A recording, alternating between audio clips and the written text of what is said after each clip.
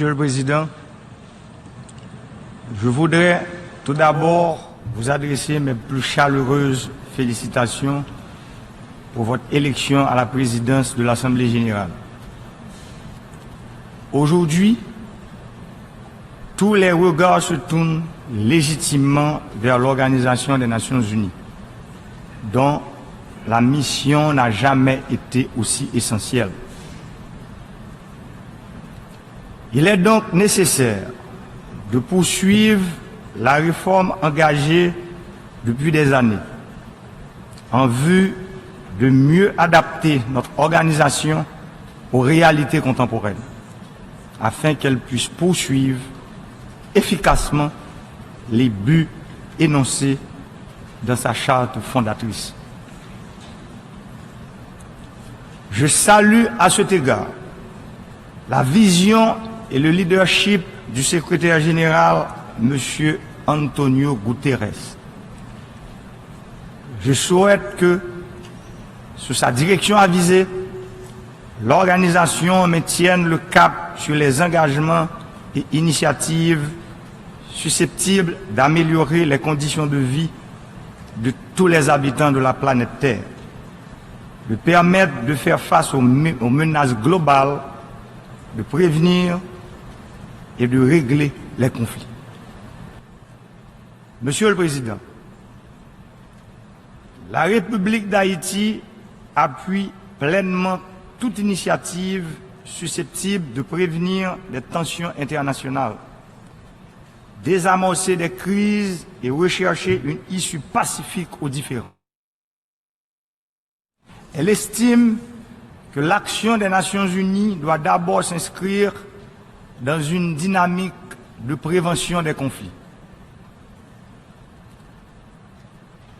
La République d'Haïti, qui s'est toujours prononcée contre la prolifération des armes nucléaires, condamne fermement toute situation de tension créée par des volontés manifestes d'acquisition et de multiplication de l'arme nucléaire. Au Moyen-Orient, la crise syrienne n'en finit pas d'interpeller la conscience universelle. Ici même, dans cette enceinte, nombre de résolutions ont été votées, appelant à faire cesser cette tragédie avec son cortège de mots et son inhumanité. Le statu quo qui prévaut dans le conflit israélo-palestinien, ponctué de flambées de violences intermittentes, ne peut, à l'évidence, tenir lieu de solution.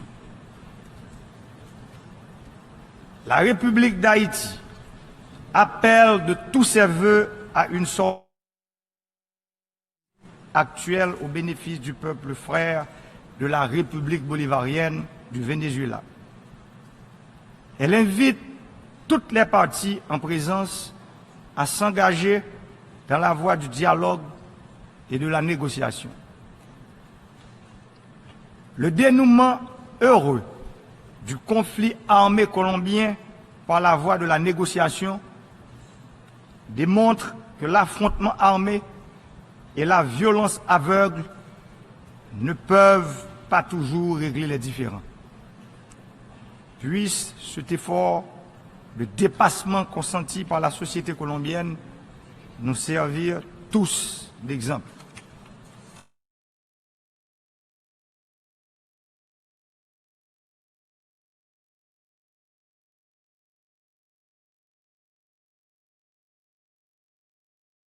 Et de convivialité entre les peuples.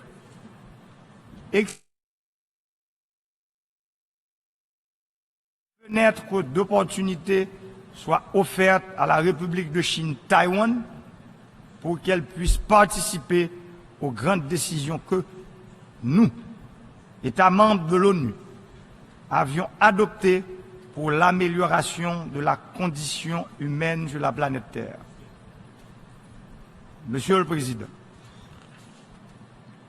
m'exprimant pour la première fois devant cette haute assemblée, je mesure l'immense responsabilité qui est la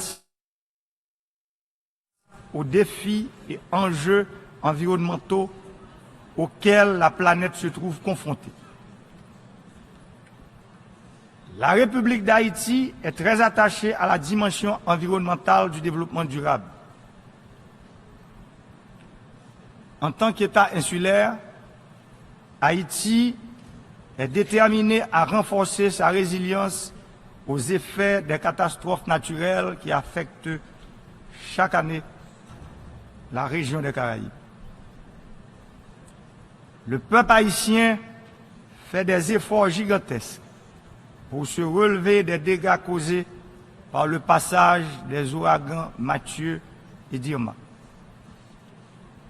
De même, la destruction d'une ampleur inédite des pays frères de la Caraïbe, notamment Antigua et Barbuda et la Dominique, et d'une partie des États du Texas et de la Floride aux États-Unis d'Amérique par les récents ouragans successifs témoignent des effets néfastes du réchauffement climatique sur notre planète. À cet égard, la République d'Haïti exprime sa solidarité avec les victimes en général et les peuples de la Caraïbe en particulier. De même, la République d'Haïti compatit avec les victimes des catastrophes naturelles au peuple et gouvernement des États-Unis du Mexique. Dans ce même ordre d'idées, mon pays accorde une importance toute particulière au respect des engagements contractés au titre de l'accord de Paris sur le climat. D'ailleurs, les perspectives de développement durable sont de plus en plus remises en cause par les crises écologiques et le dérèglement climatique.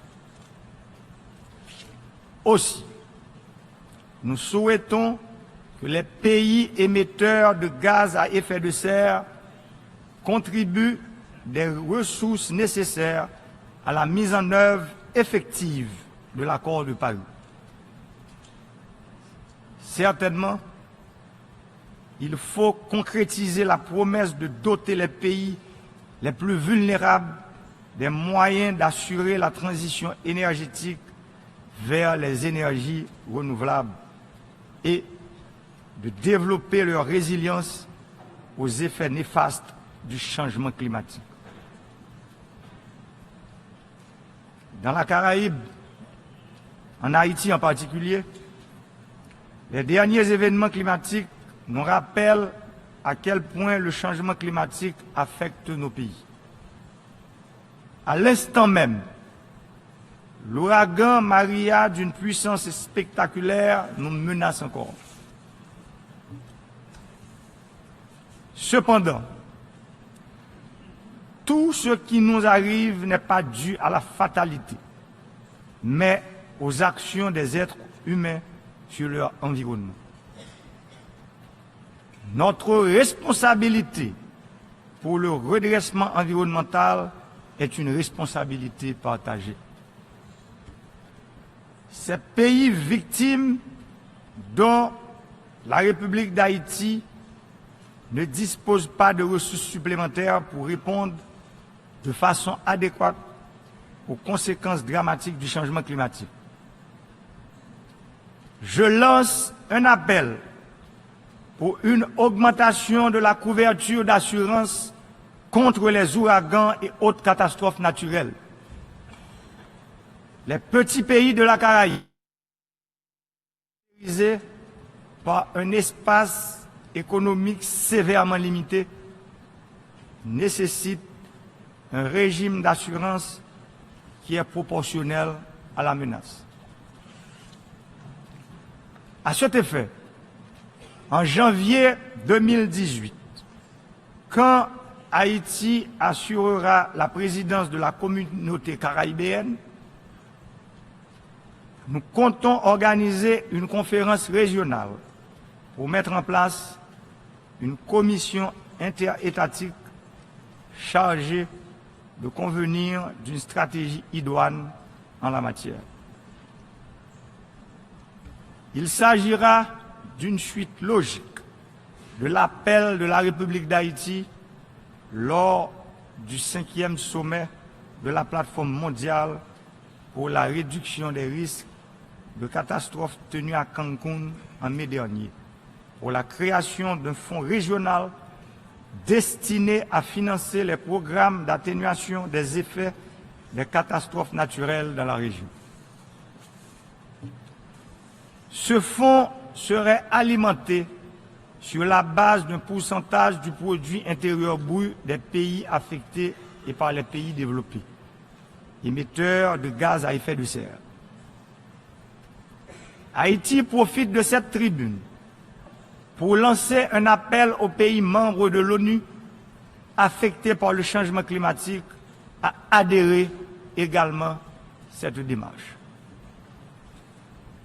Monsieur le Président, l'année 2017 marque incontestablement une rupture avec la situation d'instabilité qui a si lourdement entravé le développement de la République d'Haïti. Depuis mon accession à la présidence, le 7 février, mon administration n'a ménagé aucun effort pour consolider la démocratie et l'état de droit en déployant des efforts pour la création des conditions propices au développement socio-économique et la stabilité politique et sociale. D'abord, le gouvernement haïtien, sans embâche, s'attaque à la corruption, la surfacturation dans les contrats publics, l'utilisation abusive des biens de l'État, les chèques d'employés fictifs facilités par de corrupteurs et des corrompus qui, par leur forfait abject, subtilisent le fruit de l'éducation aux enfants du peuple haïtien. La corruption sous toutes ses formes gangrène et atrophie l'économie. Elle a fragilisé profondément la fondation politique et elle a déstabilisé le tissu social du pays. La corruption est un crime contre le développement. Les milliards de dollars dépensés en Haïti au cours des dernières décennies aboutissent parfois à certains contrats qui déstabilisent l'économie nationale, et ce, au détriment du peuple haïtien. Il est donc temps que l'aide publique au développement et nos ressources internes servent l'intérêt de la nation haïtienne tout entière. La corruption prive le gouvernement haïtien de ressources suffisantes pour fournir les services de base à la population. La corruption, si elle n'est pas enrayée, continuera à alimenter l'instabilité politique et sociale en Haïti. Elle prive la grande majorité des Haïtiens d'une distribution adéquate d'énergie électrique, d'une éducation de qualité à tous ses fils et ses filles, de l'eau potable et d'opportunités économiques et sociales. Pour renverser ce phénomène dévastateur, le nouveau leadership haïtien mène une lutte acharnée contre la corruption. S'agissant de l'administration publique, le gouvernement s'attelle, à travers 5 priorités dégagées des objectifs du développement durable, de concert avec le Parlement, à renforcer les institutions républicaines pour mieux fournir aux citoyens l'accès aux services publics. Cette politique se concrétise par la caravane du changement, une stratégie conçue pour fournir l'électricité 24 heures sur 24 à l'aide des énergies propres, rebraser le pays, gérer l'eau de surface, irriguer les terres agricoles, curer les rivières qui constituent une menace environnementale et combler le déficit de logement et de 12 000 salles de classe à travers le pays.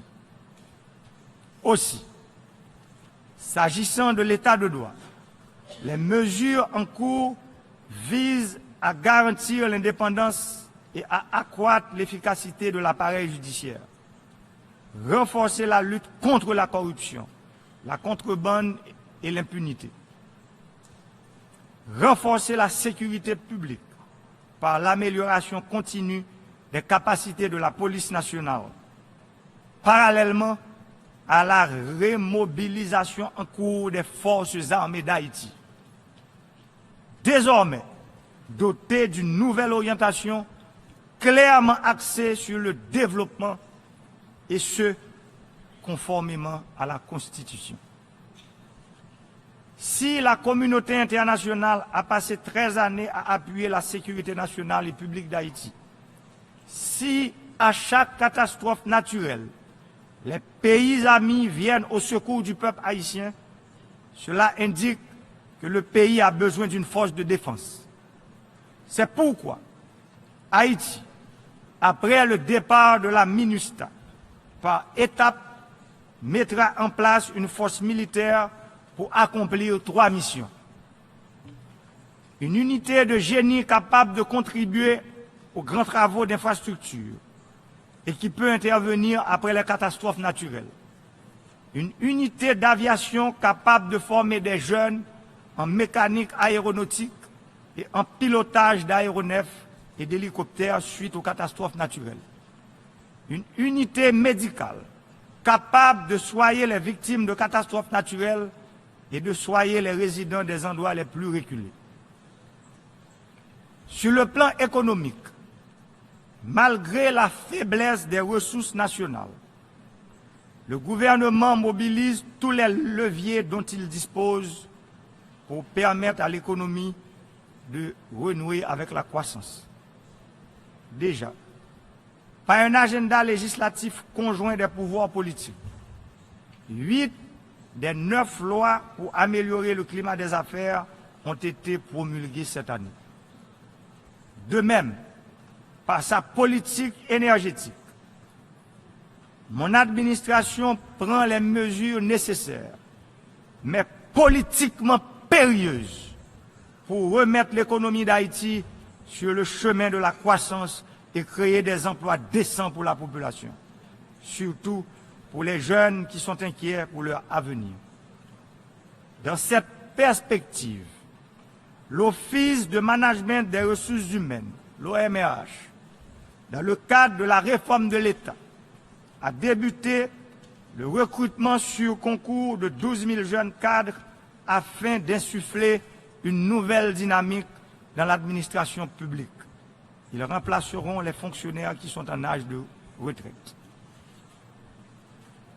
Nous sommes déterminés à fournir d'autres alternatives, surtout aux couches les plus vulnérables, pour qu'elles n'aient pas à s'expatrier, parfois au péril de leur vie, à la recherche d'une meilleure condition d'existence. Il est inadmissible qu'Haïti soit un pays que les jeunes fuient en quête d'opportunités, tant la corruption et la destruction des institutions nationales ont élargi l'écart entre le citoyen et l'État.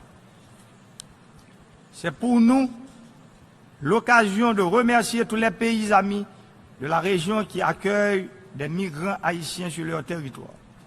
Aussi, continuons-nous de contribuer activement aux efforts engagés par la communauté internationale en vue de l'adoption en 2018 d'un pacte mondial pour des migrations sûres, ordonnées et régulières. Monsieur le Président, le gouvernement haïtien a entrepris des efforts pour la redynamisation du secteur agricole à travers la stratégie dite Caravane du changement. Tous les départements géographiques bénéficieront des actions des pouvoirs publics en vue de mettre en valeur leur potentialité de développement économique et social. Nous avons déjà démarré dans une partie de l'Artibonite, dans le sud, la Grand'Anse et l'Eni. Par cette stratégie, l'État, jadis moribond, entreprend en série des travaux longtemps négligés, mais qui sont indispensables. Nous entendons mener toutes les actions nécessaires pour stopper la dégradation accélérée de l'environnement et rendre Haïti plus résiliente au changement climatique, améliorer les infrastructures publiques essentielles, accroître la prestation des services de base à la population, stimuler le secteur privé et l'investissement direct étranger. Il s'agit surtout de créer les conditions propices à une croissance forte, soutenue, inclusive et créatrice d'emplois. Notre objectif, à terme, est de faire d'Haïti une destination d'investissement. Le peuple haïtien est conscient d'être le premier responsable de son développement, qu'il lui appartient d'organiser son pays souverainement. Toute notre action, sur le plan économique, se focalise sur une utilisation rationnelle de nos moyens. Nous sommes en train de faire le maximum avec le peu dont nous disposons. Monsieur le Président, tout en remerciant vivement l'ONU pour son engagement en Haïti, je m'en voudrais de ne pas rappeler deux situations fort regrettables qui ont résulté de sa présence dans le pays. D'une part, les actes odieux d'exploitation et de violence sexuelle commis par certains soldats de la paix ou d'autres membres du personnel. Et d'autre part, l'introduction de l'épidémie de choléra en Haïti. Ces conséquences fâcheuses de la démonstration de solidarité internationale impliquent, comme l'ONU l'a déjà reconnu, l'obligation morale d'adopter des mesures susceptibles de fournir les ressources nécessaires en vue de l'élimination du choléra en Haïti.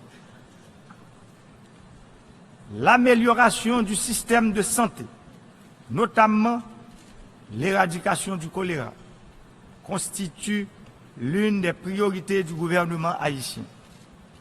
Malgré les récents progrès enregistrés, la liste des victimes, autour de 10 000 de cette épidémie, continue malheureusement de s'allonger.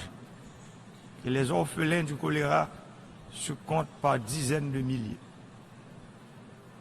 Le moment est donc venu pour l'ONU de donner tout son sens à ces nobles idéaux, fondamentalement basés sur le respect des droits humains, en prenant toutes ses responsabilités dans une situation qui a causé de graves préjudices au peuple haïtien.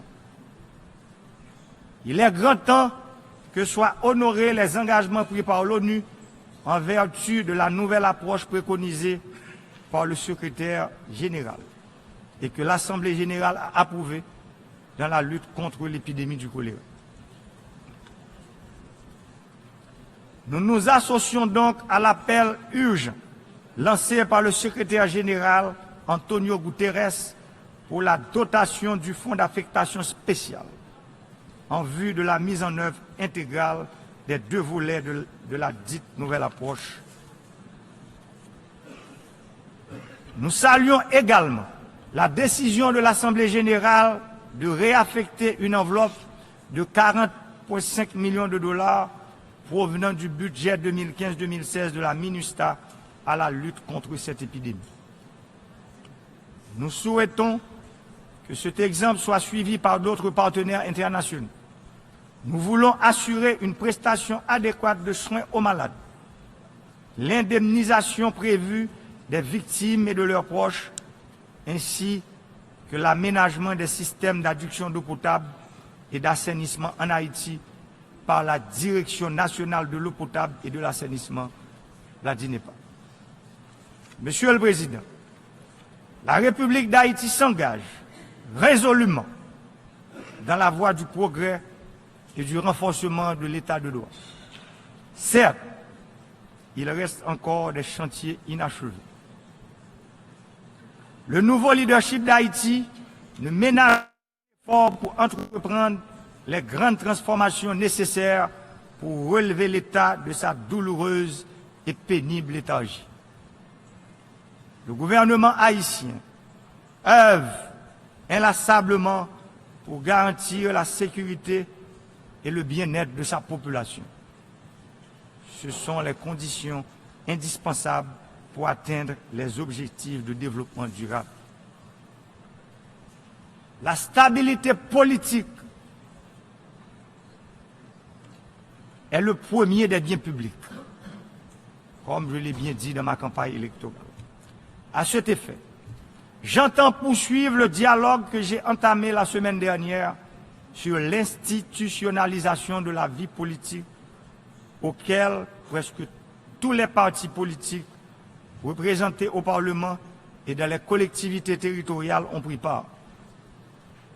De même, dans les semaines qui suivent, mon administration entreprendra les états généraux sectoriels de la nation en vue d'instaurer la stabilité requise pour entreprendre un programme de développement économique et social sur une période de 25 ans au moins.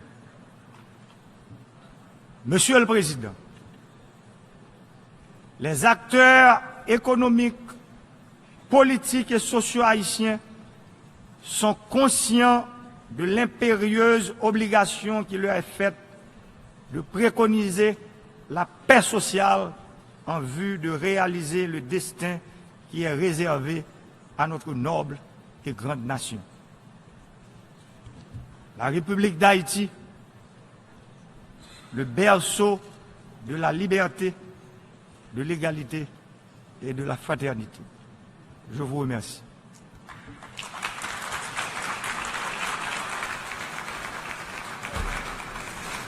On behalf of the General Assembly, I wish the statement just made. May I request representatives to remain seated while we greet the head of state.